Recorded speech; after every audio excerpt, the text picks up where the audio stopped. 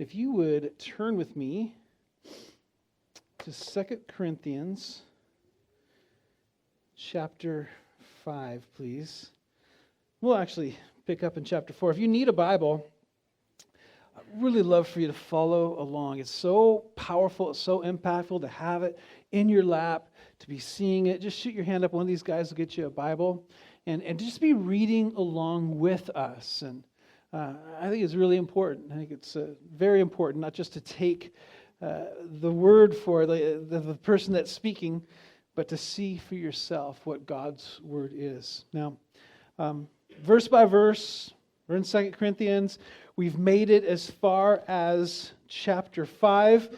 And let me remind you, there's something that's really, really obvious. 2 Corinthians 5 follows 2 Corinthians 4. Did I hear a 1? That's also true, but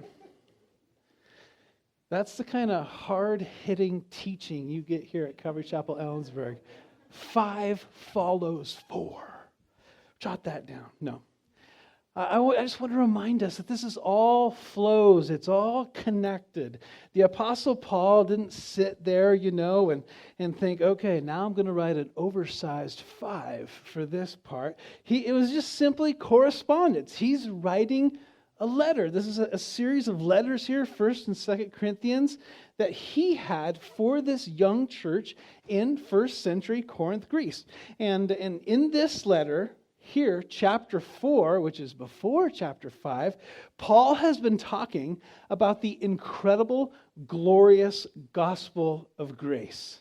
Just how precious it is. And the more we understand it, the more precious it is. But he says for the believer in verses 1 through 6 of chapter 4, for the believer, the gospel, the good news of who Jesus is, he said it is a light in a sin-sick, dark world. It's just a light that just pierces the dark world that we live in. Then in verses 7 through 15 of chapter 4, he says that for the believer, the gospel is a treasure in this jar of clay, in this earthen vessel. And we might get chipped, we might get dinged a little bit and cracked, but the power and the effectiveness of the gospel remains regardless of what's going on the outside. And then so to get the flow and just to help us to just get a running start into chapter 5, let's pick up verse 16, what we covered last week of chapter 4. He says, therefore, because of the promise of the resurrection, because the gospel is a light in darkness, because it is a treasure in a jar of clay, therefore we do not lose heart, even though the outward man is perishing. The inward man is being renewed day by day. For our light affliction, which is but for a moment, is working for us a far more exceeding and eternal weight of glory. While we do not look at the things which are seen, but at the things which are not seen. For the things which are seen are temporary, but the things which are not seen are eternal. Not only does he say that the gospel of God for the believer is a light that pierces the darkness, it's a treasure in a jar of clay, it also, in verses 16 through 18, it's a glory in affliction. Now, again, I asked us to consider this when we were reading Psalm 27. Let's consider, again, just in passing, to get us up to speed, who's writing this? This is the Apostle Paul, who had his share of trials. And the Apostle Paul didn't just wake up every day and say, okay, I should have slapped this side. Okay, I need to be really positive today. I got to keep telling myself that this coffee cup is half full and not half empty.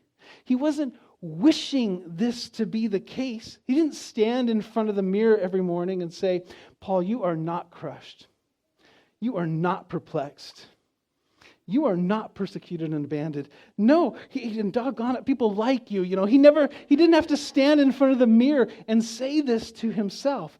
And as we looked at last week, it's because his uplook determined his outlook. By keeping his focus on heaven, the promise, the reality of the resurrection, it brought clarity to the rest of his life.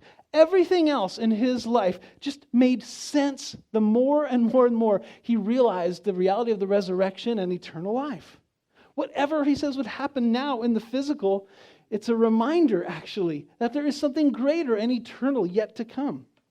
I've experienced that. Personally, he would say, the resurrection of Jesus Christ. I have the gift of the Spirit inside of me.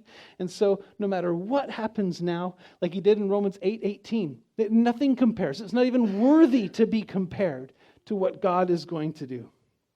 This 30, 40, 80 years, 90 years that we live now, and all its trials, it just doesn't even compare. It doesn't match up. It's not worthy to be compared to the eternal, lasting, permanent, what is beyond this 30, 40, 20, 80, 100 years that we might live. And so when Paul thought this way, when he understood that that's what really matters, it made everything on this plane just make more sense. It put everything in perspective. His uplook determined his outlook. Now he continues this line of reasoning and teaching in chapter 5, and maybe here's why there is a chapter break here, is because if the gospel changes one's perspective of life, it certainly is going to provide a change of perspective for one's death. And so death, right? Man has done everything imaginable to avoid death, but it remains the one thing that faces all men. And in fact, in the world that we live in, what's more certain than birth is death.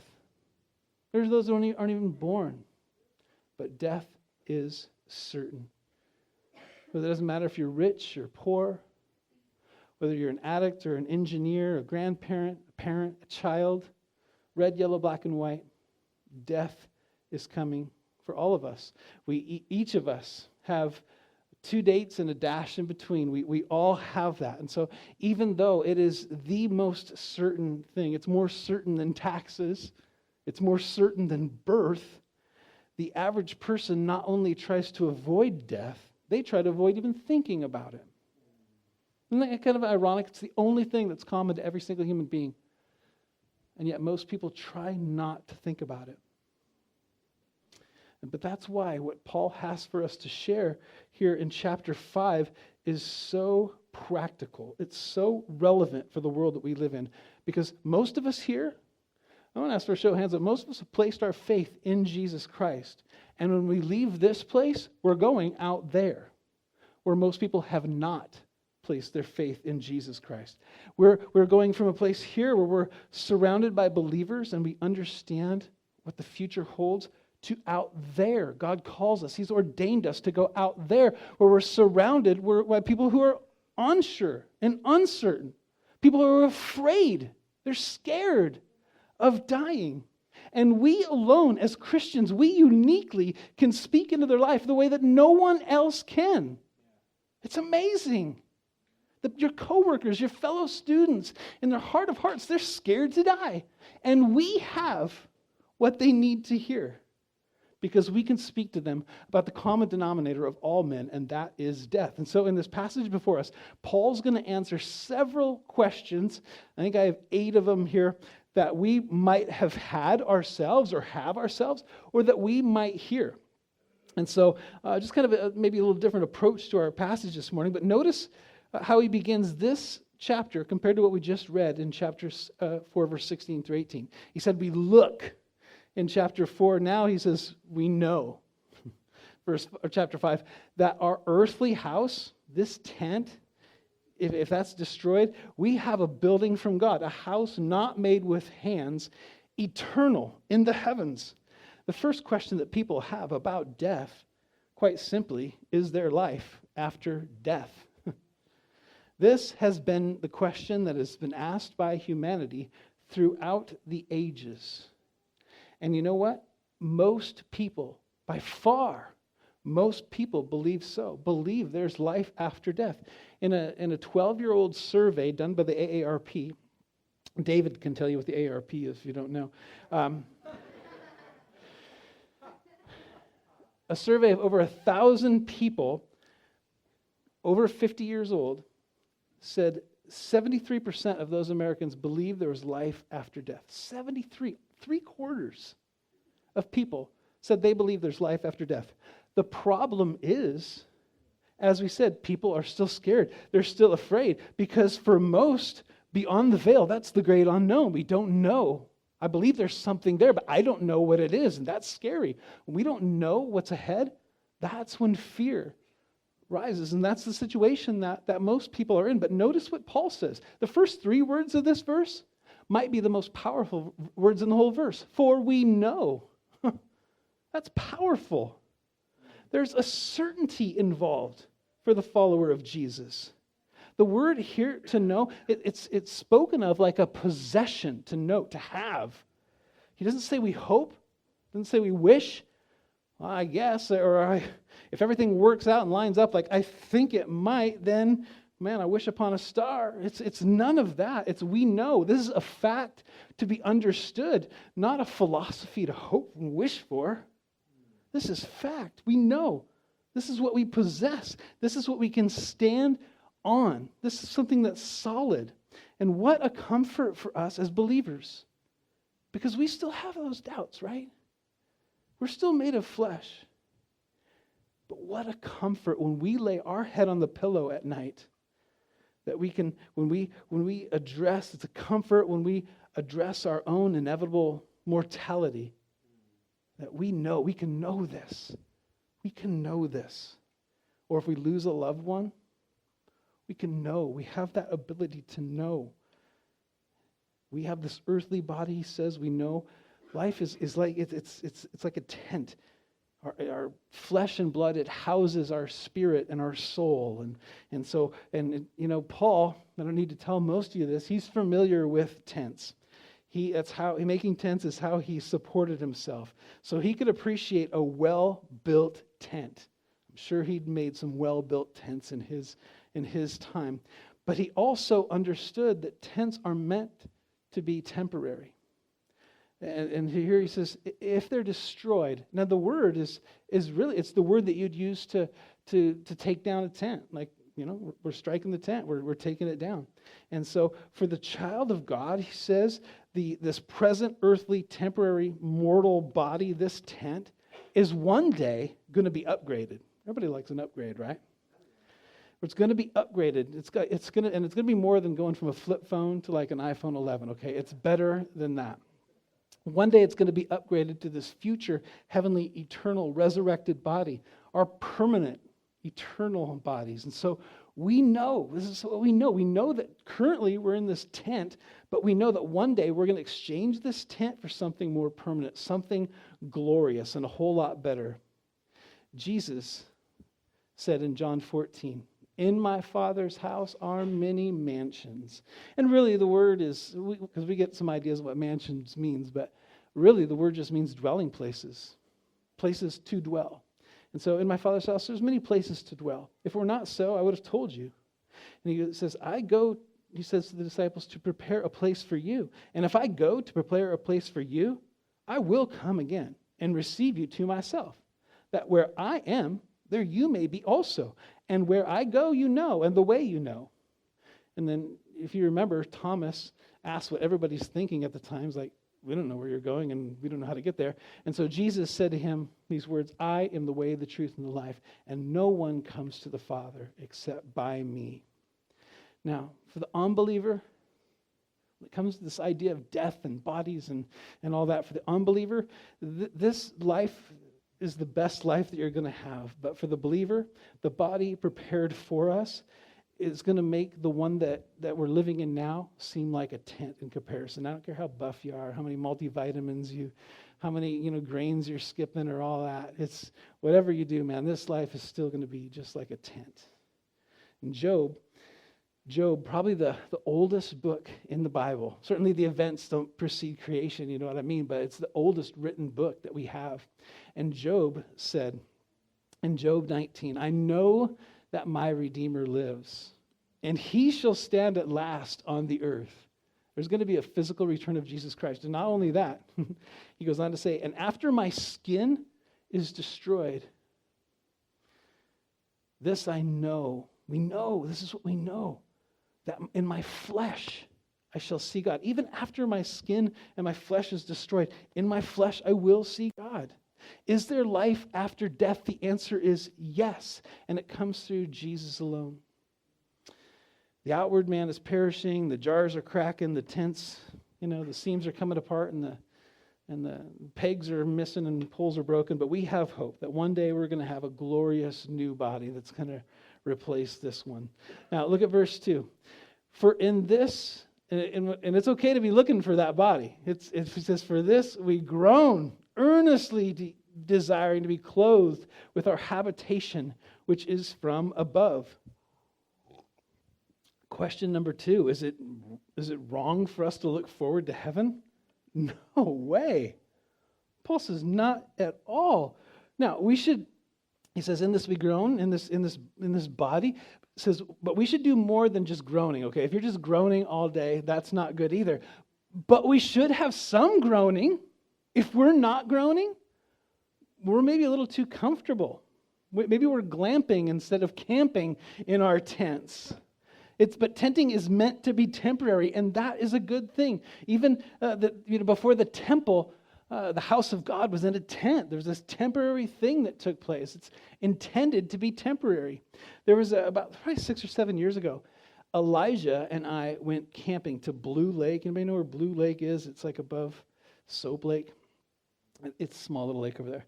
But we went, and it sits like right in this little valley, and we had been out in the lake jumping around on the dock or whatever.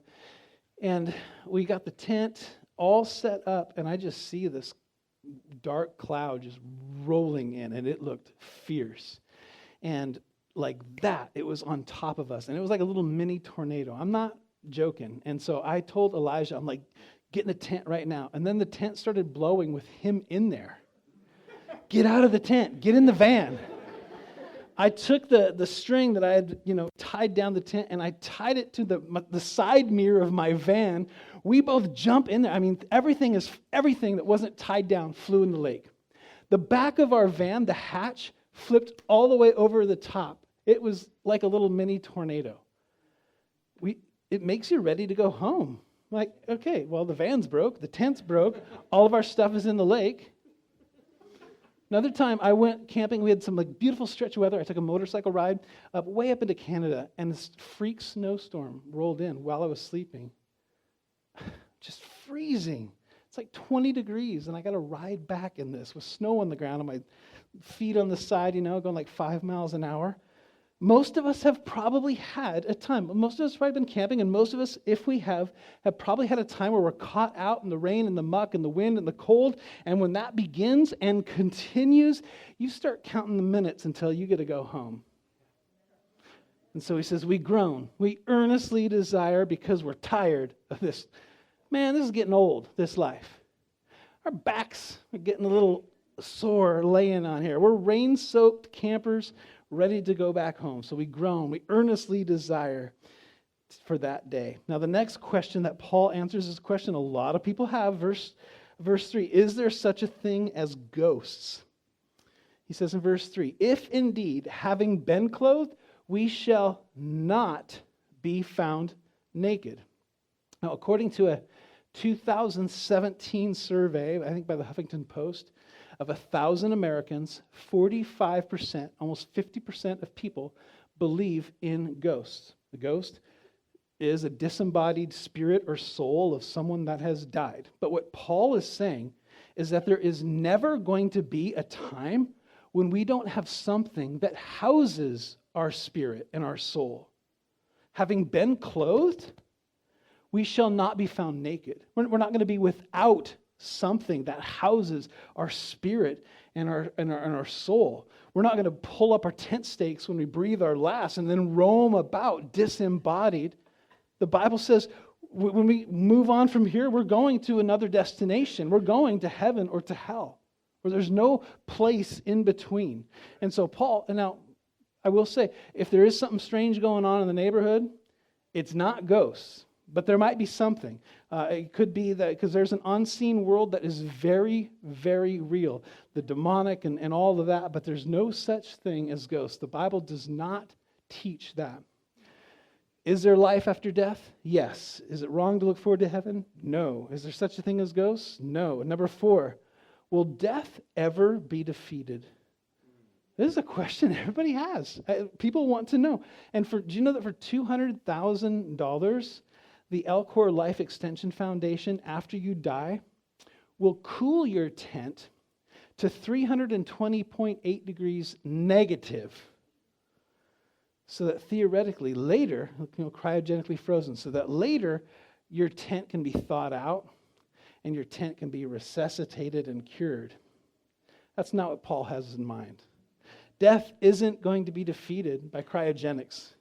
Verse 4, for we who are in this tent groan, being burdened, not because we want to be unclothed. We don't want to simply be rid of this body. That's not the end goal.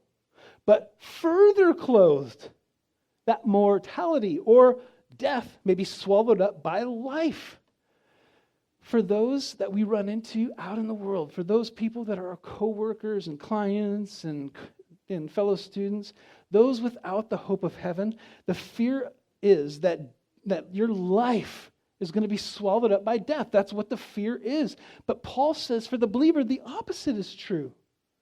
Paul says for us, for those who have placed our faith in Jesus Christ, our life is going to swallow up death. Not death is going to swallow up our life. Life's going to swallow up death. Paul wrote in 1 Corinthians 15, if you remember that, he says, for this corruptible must put on incorruption, and this mortal must put on immortality. So when this corruptible has put on incorruption, and this mortal has put on immortality, then shall be brought to pass the saying that is written, death is swallowed up in victory. Don't think, because salvation isn't just the saving of our soul or the saving of our spirit. It's for our body too. And the resurrection is how God's going to save our bodies. And that's okay to look forward to. As Paul said, that's a good thing. And once Jesus has secured that victory for us, when we receive our resurrected bodies, life will have completely swallowed up the mortal, the death. Question number 5, verse 5. Can the believer trust God with their eternity or their destiny? Now, he says, he who prepared us for this very thing is God, who also has given us the Spirit as a guarantee. Matt, you might want to mark that word guarantee. This is a great word because it carries the idea of down payment or putting down a non-refundable deposit. It's a promising to make the full purchase. But that's kind of a transactional way to think about it. But we could also think about it relationally, because it can also be pictured here, quite literally, like an engagement ring. That's just a little bit more relational way to think of it. And a lot of us here have been engaged. We've been proposed to, or we've done the proposing. And when a guy finds the woman of his dreams, he's seen her for a while. He knows her ups and downs, knows that, hey, maybe she has some mood swings. Some guys say that. I wouldn't know anything about that. And he says, I'm committing the rest of my life to you. And so, guys who have been there, or guys, you know what you do. You work extra hard. You start selling off your toys. You trade in the car so that you can buy the ring, that she can then know he's devoted and serious about the relationship. He's committed to the long haul. That is the picture being painted here from God's perspective. When a person repents and comes to the Lord, we receive that engagement ring, so to speak, the Holy Spirit. We receive the Holy Spirit in our life. And God says, I have heaven waiting for you, and to show just how committed I am on my end to this, I'm giving you the Holy Spirit. And if God's Spirit leading you and guiding you through life, helping you make decisions, if that's the down payment for the next life, imagine what the full payment, imagine what the rest of the payment is going to be like. If the engagement and if the promise of marriage brings some joy and satisfaction, what is the actual ceremony, the actual marriage going to do? There's a story, just by way of illustration, of this little girl, and she's walking with her dad, and she's out at night and they're looking up at the starry host, and she says, oh, it's amazing. Yeah, they're going back and forth. It's so beautiful. And after she ponders for a second, she says, if the wrong side of heaven looks this great, what must the right side look like? That's the proper perspective to have. The Holy Spirit is part of heaven, so to speak, and the Lord isn't going to leave unfinished what He started. He's going to complete Philippians 1:6, what He began in you by giving you the Spirit. Question number 6, simply, what happens to believers when they die? Verse 6. So we are always confident, knowing that while we are at home in the body, we're absent from the Lord. For we walk by faith, not by sight. We are confident, yes, well pleased rather to be absent from the body and to be present with the Lord. Now, kind of addressed this a little bit already, but just to clear it up, because sometimes there's confusion even among believers, but the Bible does not teach soul sleep, that you're just in this, this state, just waiting for something. The Bible does not teach purgatory, that you have to purge yourself of some sins yet after death so that you could enter heaven. For the believer, it's quite simply to be absent from the body, to die, is to be present with the Lord. And that's really what makes heaven heaven, is to be with the Lord. It's best to be with the one that you love.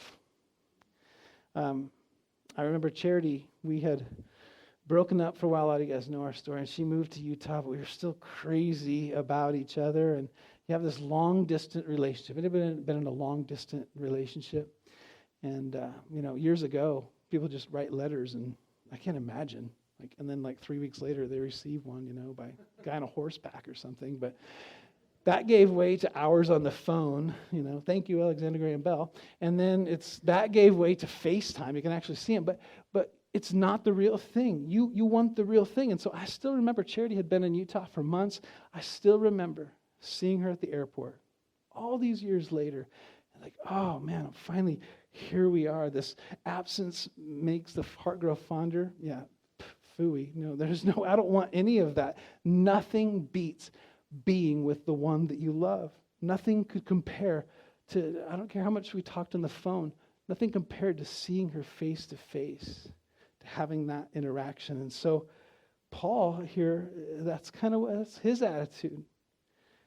Should I stay or should I go now? A little clash for you, but if something happens to me and I go, I will be with the Lord, and that's great. And elsewhere he says, but if I stay here, then others might get saved. And then I can be in eternity with the Lord and with them. And so it's kind of this win-win, and he's kind of tossed, man, back and forth. I want to stay for them. I want to go for me personally. But all of this, the going, is not up to us, okay? Because the Lord determines the number of our days. But in the meantime, until that day comes, until we do go, verse 7 says this is how you live right now. Until that. We walk by faith, not by sight. That's a great reminder. Just a sweet little verse here, plopped down in the middle of this picture of heaven that we're aiming for, that we're thinking about, and that's what we're headed towards. But how are we doing today? How are we doing right now while we're still at home in the body? Are we trusting the Lord right now? There is a glorious day coming that we're going to be absent from the body and present with the Lord. Are we living in light of that promise? Are we walking in faith? Are we one step in front of the other? Is that the way we're treating life? That, one day I am going to be with the Lord. One day I am going to be absent from the body. One day I am going to see my Savior's face. Am I walking in faith? Am I walking that way, trusting in Him, until that one day when faith is by sight? Question number 7. What is our purpose in life? Verse 9, therefore we make it our aim, whether present or absent, to be well-pleasing to Him. Therefore, verse 9 begins, in light of where we're going, in light of the new body that's awaiting us, in light of it's going to be better to be with the Lord, we have a response right now, and that's to live a life of really that's worship, our aim, our purpose, our goal, the thing that we're looking to achieve while we're putting one foot in front of the other, while we're living in this life, whether we're in the body, he says, or the next. Our aim is to be pleasing to God. A man by the name Fritz Reinecker puts it this way: to devote oneself zealously to pleasing God. It's purposeful. I'm purposing with my life to please God. I'm intentional about that. And about choosing my schooling, choosing my work, choosing this. It's intentional. And I want to please God in all of that. That's how we're supposed to live. That's the purpose. There's an intention to life. We don't just drift through life. Don't just think, well, don't spend all your days wondering what is the purpose. We have a purpose. It's to please the Lord. How many of you guys like to go to the Palace? I'm not putting a plug in for a restaurant, but the Palace is classic, right, for Ellensburg. Every time we go, something takes place.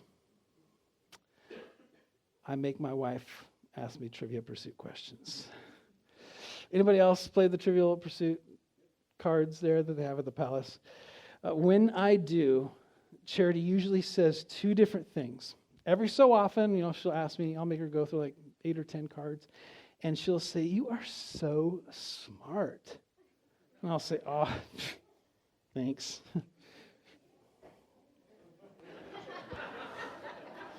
But then, on the heels of that, she'll say, "But why? Why do you know that? Why are you wasting your brain power knowing what Seward's icebox is? How much the United States paid for the Louisiana Purchase? Why do you know, Archbishop so-and-so? Why are you wasting all your brain power on that?" But that's the game. It's Trivial Pursuit.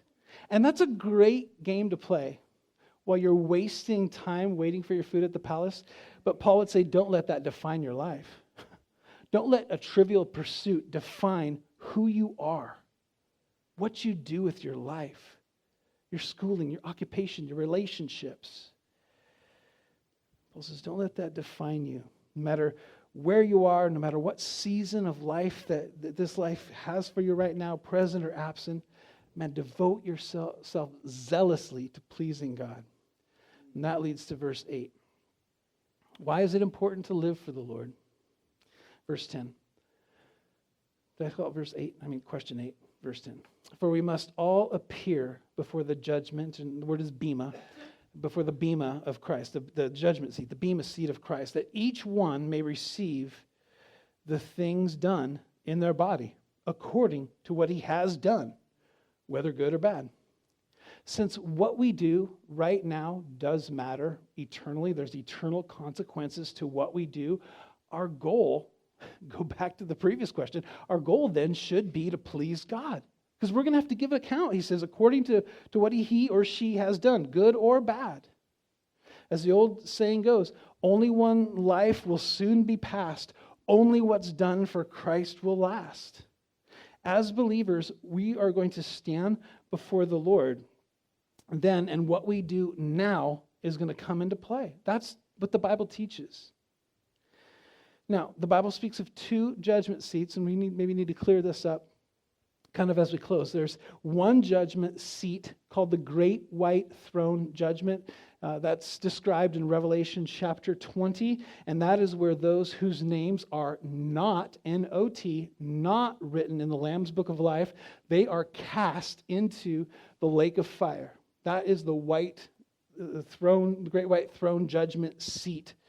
But those whose names are written in the Lamb's Book of Life will stand before the bema seat, the judgment seat of Christ. And you're not going to be judged for your sins, because if you've placed your faith in Jesus, your sins have already been dealt with. That's already been paid for. That your sins has already been judged at Calvary, because we're saved by grace through faith alone. There's nothing you have to do. Your sins are done away with. But as believers, we're going to stand before the bema seat, this judgment seat, not to see if we're going to be saved. We are saved. That's why we're before the bema seat. But we're going to be judged on the opportunities we had and what we did with them. Have we done and lived our life for the Lord? Were our motives pure? The things that we've done, the gifts that we've given, were they done to please the Lord? That's our aim. That's our goal. That's our purpose. How well did you do at fulfilling your purpose? In 1 Corinthians 3, Paul illustrates it this way. He says, each one's work will become clear, for the day will declare it. It will be revealed by fire. Everything's going to be burned up, all the chaff, all the extra stuff. And the fire will test each one's work of what sort it is.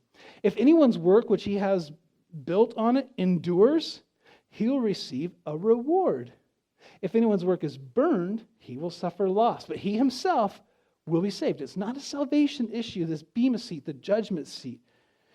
And so we are, every opportunity that we have to serve the Lord, we're going to build in one of two ways, one that endures or one that's going to get burned up. But we're all building.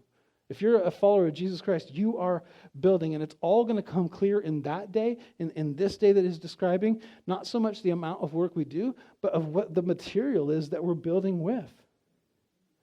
And if we're building with the right motives, we're building to please God. And I'm pulling out my checkbook and writing a check for the Lord, and I'm putting in there for the Lord, not even for Calvary Chapel Ellensburg, not to make me feel better, but I'm giving this to the Lord for what he's doing. If I'm serving the kids in the children's ministry, not because someone has to, but because I want to honor God and love him, that stuff's going to endure. If you're up here in the worship team and you're just singing to have people look at you, that's going to burn. But if you're doing it for the Lord, that is going to endure, and you're going to get a reward for all that. Now, sometimes people respond with, well, I'm not that really into rewards, so I don't really care. But you may say that now, but it's going to matter to you then. Because, yes, everyone is going to enjoy heaven. Everyone is going to be blessed. Everyone is just going to be full in heaven. But the thing is, we're not all going to have the same capacity. Some of us might be coming with Dixie cups. Some of us with shipping containers. We're going to want a shipping container on that day. And so he says, man, let's work for the Lord. Let's work to be pleasing the Lord. What you do in this life, it really matters. And so my encouragement, we'll stop here, is if you're a follower of the Lord Jesus, let's go for it. Let's serve with abandon. Let's worship without a care in the world. Just, we are saved, Lord, and we're going to throw our hands up and we're going to sing out of tune. It doesn't matter, Lord. It's for you. The motives are what matter, and I'm giving it all to you. And so that's my encouragement. Let's serve. Let's give. Let's just have this attitude with our time, our treasure, and our talents that, Lord, it's all for you. But if you're here today and you're unsure, maybe I don't know if I even given my life to the Lord, let today be the day. Don't put it off. Don't wait one more time. Let today be the day that you give your sin to the Lord and you trust in the payment that was made at Calvary. Because we're going to stand before one of those two judgment seats. And we may want the shipping container reward of this one, but you want a reward. Even if it's a Dixie cup, you want to end up at this one and not the great white throne judgment. And the only way to be saved, to have eternal life, is Jesus. As I said before, Jesus said, John 14:6, I am the way, the truth, and the life, and no one comes to the Father but by me. And God's promise is, if we give him our unrighteousness, he will give us the righteousness of Jesus. And if you want to make that decision today, we're going to have some guys in the back you can pray with. We want to pray with you. Let's pray.